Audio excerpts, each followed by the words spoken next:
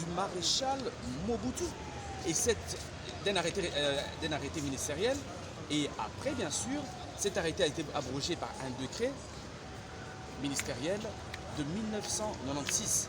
Vous pouvez comprendre, bien sûr, qu'on parlait de commission de censure à l'époque de Mobutu, qui était une époque dictatoriale, où le maréchal Mobutu avait pour objectif d'instaurer la pensée unique.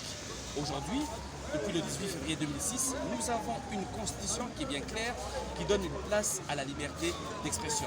Donc voilà pourquoi nous sommes venus déposer une question orale avec débat, bien sûr, vous demandez la suppression de cette commission de censure qui ne permet pas, bien sûr, la liberté aux artistes d'avoir une liberté de création. Mais honorable, s'il vous plaît, une question par rapport aux artistes aussi. Il y a trop des insanités dans des chansons. Pourquoi vous voulez supprimer au fait, la comité de censure pendant qu'il y a des chansons qui ne dictent pas du tout? Vous savez, dans des pays sérieux, dans des pays démocratiques, le terme censure n'existe pas. Le terme censure est contre la liberté. Dans des pays sérieux, quand un artiste abuse, il y a des cours et tribunaux qui font leur travail. En République démocratique du Congo, nous avons des cours et tribunaux. Si un artiste heurte les mœurs, il y a les cours et tribunaux qui vont l'arrêter, qui vont le sanctionner. Mais ce n'est pas à nous ou au ministère de la Justice de placer encore une commission de censure qui a pour objectif de limiter la pensée d'un artiste ou d'une personne. Voilà. Récemment, une chanson des artistes de Un Père a été censurée par la commission de censure Ninitosalité. Vous étant un opérateur culturel aussi, quelle est votre lecture par rapport à cette réaction? Vous savez, j'ai été moi-même victime en tant qu'opérateur culturel, en tant que l'un des plus grands producteurs de la République démocratique du Congo. J'ai été victime aussi de ces censures. Et c'est pour cela que je ne peux pas admettre que mes jeunes frères, que les artistes qui souffrent régulièrement dans ce pays soient encore ridiculisés, humiliés par une commission de censure qui ne devrait pas exister normalement.